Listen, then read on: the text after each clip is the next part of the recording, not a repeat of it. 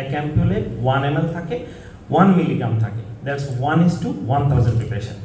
এই প্রিপারেশন দিয়ে কিন্তু আমরা কার্ডিয়াক অ্যারেস্ট ম্যানেজ করি না।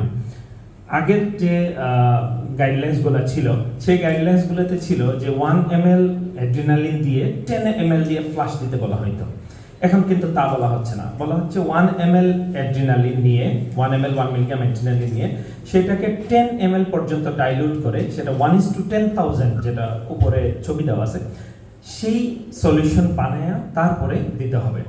Because my circulation is in standstill, আমার কোনো সার্কুলেশন নাই কার্ডিয়াক অ্যারেস্টে, সেই আমার ড্রাগটা হার্ট পর্যন্ত যেতে হবে, সেই জন্য আমার এই ভলিউমটা অ্যাড করতে হবে।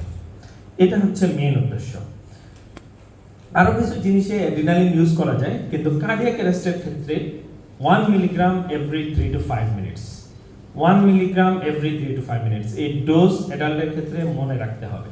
আচ্ছা, এখন যদি আমি 1:10,000 সলিউশন বানাইলাম, আমি এখন একটা নিওনেট বা হচ্ছে পেডিয়াট্রিক একটা হয়তো কার্ডিয়াক অ্যারেস্ট ফেস করতেছি, সহজ হিসাব হচ্ছে যে এই যে আমি 10 ml বানাইলাম, এখান থেকে 1 ml পার কেজি হিসাবে আমি দিয়ে দিতে পারবো। বাচ্চা দেখলে অনেক সময় আন্দাজ করা যায় যে এর বডি ওয়েট কত হবে, তত ml পার কেজি আমি দিয়ে দিতে পারবো ইউজুয়ালি।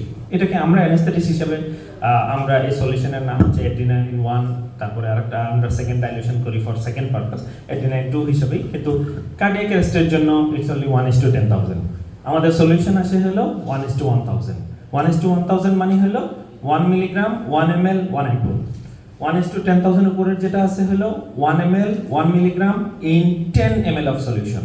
আমি 9 ml ডিস্টিল ওয়াটার বা 9 ml নরমাল স্যালাইন দিয়ে ডাইলিউট করে আমি সেটাকে 10 ml বানায় কার্ডিয়াক অ্যারেস্টে দিতে হবে। 1:1000 সলিউশন কখন আমরা ইউজ করি? অ্যানাফাইলাক্সিস আইএম এ আমরা দেই, শুধু আইএম দেই, এটা কার্ডিয়াক অ্যারেস্টের সময় আইভি দেওয়া হয় না, আমরা ওই সলিউশনটা বানায় রাখতে হবে।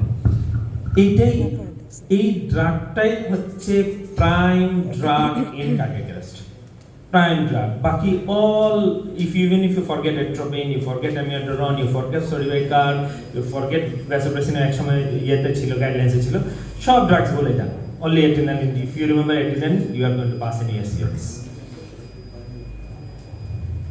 আচ্ছা, এটা হচ্ছে পেশেন্ট রিকভার করছে, কারণ যখন একটা কার্ডিয়াক অ্যারেস্ট হয়, আমরা কার্ডিয়াক অ্যারেস্ট থেকে যখন রিসাসিটেশন হয়, স্পন্টেনিয়াস সার্কুলেশন যখন আসে, এটাকে আমরা রস্ক বলি বা ROSC বলি, সেটা হচ্ছে রিটার্ন অফ স্পন্টেনিয়াস সার্কুলেশন।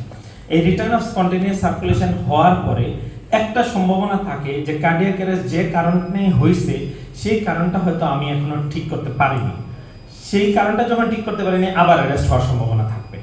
সেই অ্যারেস্টটা প্রিভেনশন করার জন্য আমরা কিছু অনেক সময় অ্যাড্রিনালিন ইনফিউশন দেওয়া হয়, অনেক সময় ডোপামিন ইনফিউশন দেওয়া হয়। আরেকটা ড্রাগ হচ্ছে adenosine. It is actually 6 second reset বলা হয়, বা এই ড্রাগটা বেসিক্যালি আমরা যদি ACLS যখন করি, আমাদের কিন্তু মনিটরিং করি, আমরা ইসিজি দেখতে পাই। তা আমরা ইসিজি যখন দেখি, যে আমরা দেখি একটা SVT আছে, স্পেশালি সুপ্রাভেন্ট্রিকুলার ট্যাকিকার্ডিয়া। আমরা কালকে ডিফিব্রিলেশন কার্ডিওভার্সন নিয়ে কথা বলছি। Cardioversion is of 2 types, one is pharmacological, one is electrical. Electrical cardioversion করা হয় ডিফিব্রিলেটর মেশিন দিয়ে, ফার্মাকোলজিক্যাল কার্ডিওভার্সন করা হয় এই কিছু ড্রাগস দিয়ে। This is one of those drugs which causes pharmacological cardioversion. Adenosine is used in supraventricular tachycardia. এটা বলা হয় 6 মিলিগ্রাম 12 মিলিগ্রাম 12 মিলিগ্রাম, কেউ 6-6-12 বলে, কেউ 6-12-12 বলে, it's up to you. Every 2 to 3 minutes এই ইয়েটা দেওয়া হয়। সুপ্রাভেন্ট্রিকুলার ট্যাকিকার্ডিয়াতে হার্ট রেট অনেক বেশি থাকবে, পেশেন্ট সিনকোপ নিয়ে আসতে থাকবে বা সিনকোপ হইতে থাকবে, বা হচ্ছে লাইট হেডেডনেস হয়ে যাবে, তখন আমরা কিন্তু এডিনোসিন দিই। এখানে একটা ছবি দেওয়া আছে যে আমি এডিনোসিন পুশ দিব এবং 10 ml দিয়ে র্যাপিড ফ্লাশ দিব বা 20 ml দিয়ে র্যাপিড ফ্লাশ দিব। ওই সেম জিনিস যে আমার সার্কুলেশনে হার্ট পর্যন্ত যেতে হবে ড্রাগটা। অ্যাড্রিনালিনের পরে সবচেয়ে ইম্পর্টেন্ট ড্রাগ ACLS হচ্ছে amiodarone. This is also another pharmacological cardioverter, মানে আমরা ফার্মাকোলজিক্যালি যদি কোনো এরিথমিয়াকে কার্ডিওভার্সন করতে হয়, that one is amiodarone. Amiodarone এক অ্যাম্পুলে 150 মিলিগ্রাম থাকে and it has to be diluted in 5% DA। এই দুইটা জিনিস স্পেশালি নার্সিং স্টাফের মনে রাখতে হবে। 5% DA দিয়ে আমরা অ্যামিডারনগুলো, এবং এক অ্যাম্পুলে 150 মিলিগ্রাম থাকে। এটা একটা অ্যান্টি এরিথমিক এবং it converts any arrhythmia into sinus rhythm, যেগুলোতে আমরা ইলেকট্রিক্যাল কার্ডিওভার্সন করি না বা হচ্ছে ডিফিব্রিলেশন করি না। বলা হচ্ছে যে যদি অ্যামিডোরন না থাকে, অনেক সময় অ্যামিডোরন থাকে না, অনেক সময় অ্যামিডোরন থাকে না, তখন আমরা লিগনোকেন যে প্রিপারেশনটা থাকে 2% সেটাও আমরা ইউজ করতে পারি। It is actually the tactical alternative, means it is an alternative to amiodarone. এটা কিন্তু এখন গাইডলাইন্সে আগেও ছিল, এখন এটাকে অ্যামিডোরনের রিপ্লেসমেন্ট হিসাবে ACLS এর গাইডলাইন্সগুলোতে দেওয়া হচ্ছে। Lignocaine is not an easy drug to use, so it's better to avoid using lignocaine. আচ্ছা, এগুলা স্পেশালিস্ট ড্রাগ। প্রোকেনামাইড, সটালল আমাদের দেশে পাওয়া যায় না, সটালল আমাদের ওরাল পাওয়া যায়, কিন্তু প্রোকেনামাইড, সটালল ওরাল পাওয়া যায়, আইভি পাওয়া যায় না, বা সিস্টেমিক পাওয়া যায় না। স্লাইডগুলো চলে গেছে।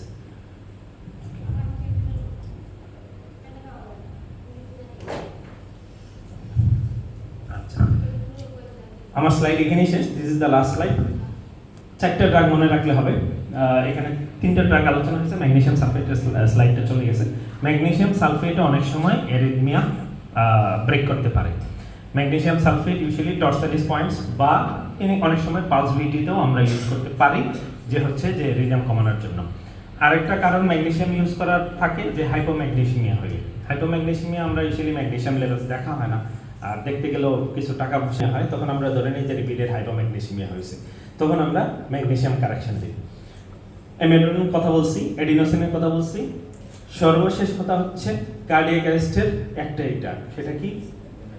Adrenaline. Adrenaline, adrenaline, it's always adrenaline, 1 milligram every 3 to 5 minutes. Okay, 1 milligram every 3 to 5 minutes. মানে আপনার ডিফিব্রিলেশন দরকার পড়ছে, তখন আপনি ফার্স্টে অ্যাড্রিনালিন দিয়ে শুরু করবেন। তারপরে হচ্ছে আপনি ডিফিব্রিলেশনের কাজ হচ্ছে না, তো মানে তখন আপনি সেকেন্ড শকের পরে গিয়ে আপনি অ্যামিডোরন দিবেন। এই হচ্ছে 2টা ড্রাগস। সবচেয়ে ইম্পর্টেন্ট হচ্ছে অ্যাড্রিনালিন। এই শব্দ বা এই ড্রাগের নাম মুখস্থ করে ফেলেন। অ্যাম্পুল দেখতে কি রকম, অ্যাম্পুল ইজ 1 ml অ্যাম্পুল, ছোট অ্যাম্পুল, এই জিনিসটা চোখে মাথায় সব জায়গায় ঢুকাতেন, ঠিক আছে? Even if you are doing a BLS, you have an IV cannula, give 1 milligram of adrenaline. You have gone into ACLS, you are in hospital setting. আপনি একটা হসপিটাল সেটিংয়ে আছেন, আপনি শুধু BLS প্রোভাইড করলে হবে না। আপনার যখন পেশেন্টের ডায়ালিসিস ক্যাথেটার থাকে আপনাদের সেটিংয়ে, ডায়ালিসিস ক্যাথেটার দিয়েও কিন্তু ড্রাগস দেওয়া যায়। আপনি 1 মিলিগ্রাম অ্যাড্রিনালিন দিয়ে দিতে পারবেন। কীভাবে দিবেন? 1 ml ড্রাগ নিয়ে 10 ml পর্যন্ত ডাইলিউট করবেন, ডাইলিউট করে সেই ড্রাগটাই আপনি দিবেন ডায়ালিসিস ক্যাথেটার দিয়ে। আপনি লাগলে আরও ফ্লাশ দেন, ঠিক আছে? Then you have come from BLS to ACLS, you have entered into ACLS, you are providing some part of ACLS। এটা হচ্ছে মেইন জিনিস। Saving the life of patient is the main motto of CPR, or মানে এই BLS বা ACLS এর প্রোগ্রামের main উদ্দেশ্য হচ্ছে to save someone's life. Thank you.